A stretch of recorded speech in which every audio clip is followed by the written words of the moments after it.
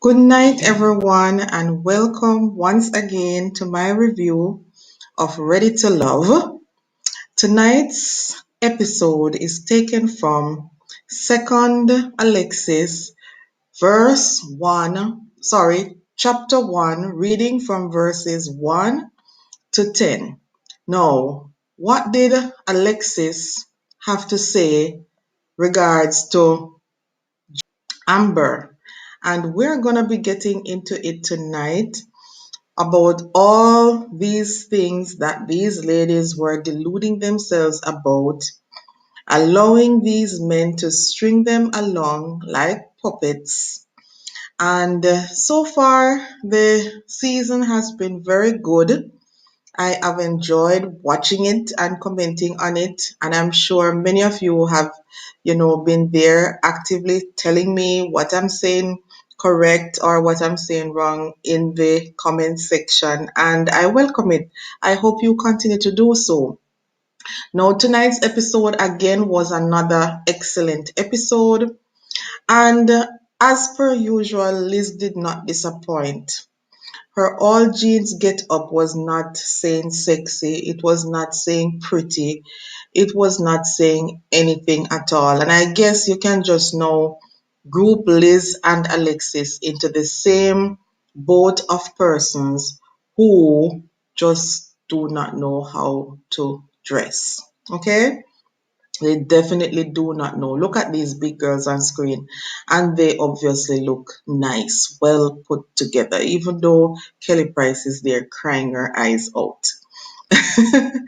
Anyways, Ron and David, the episode started with the two being told by the ladies that they were not ready for love.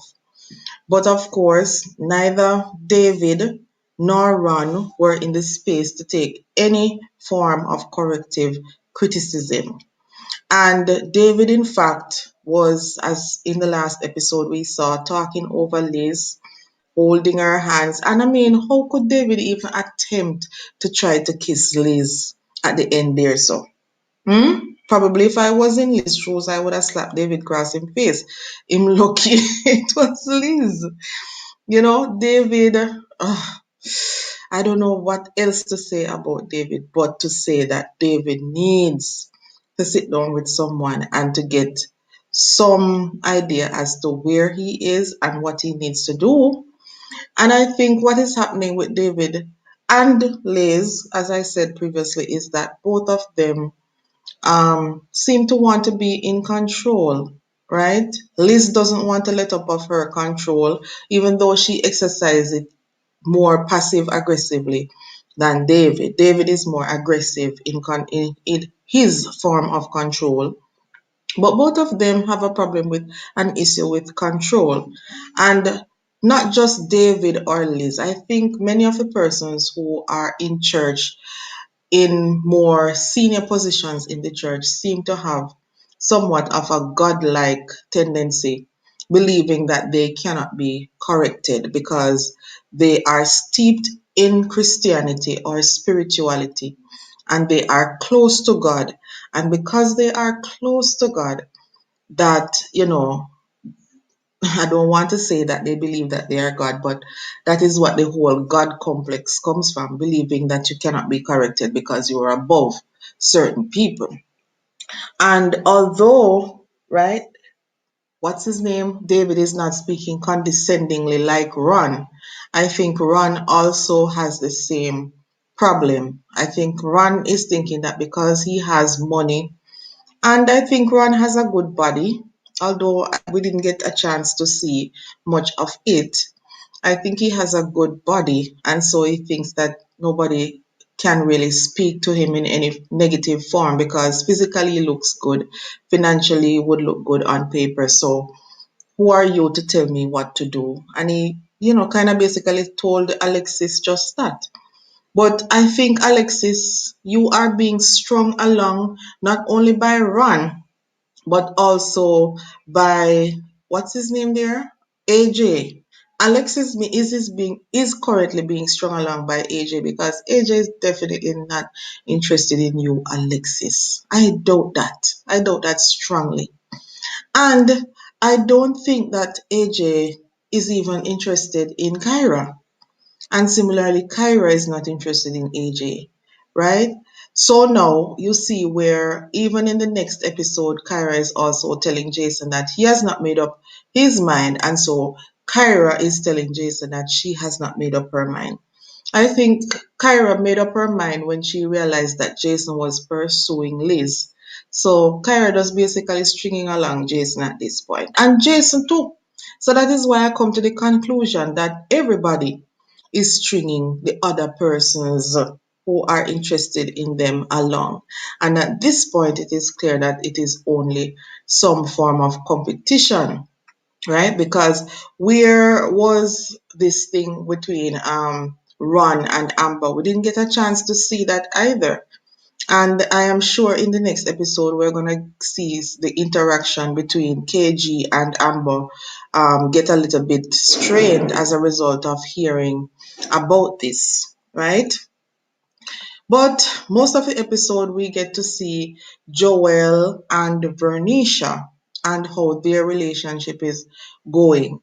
And the explanation that Joel was giving, I saw where Joel was trying to say that he had the right to say that he chose Kyra because in that moment when he was asked, he actually chose Kyra. I don't think Vernisha was listening to hear that part of it, but that is what I got from it, that he actually was interested in Kyra at that point.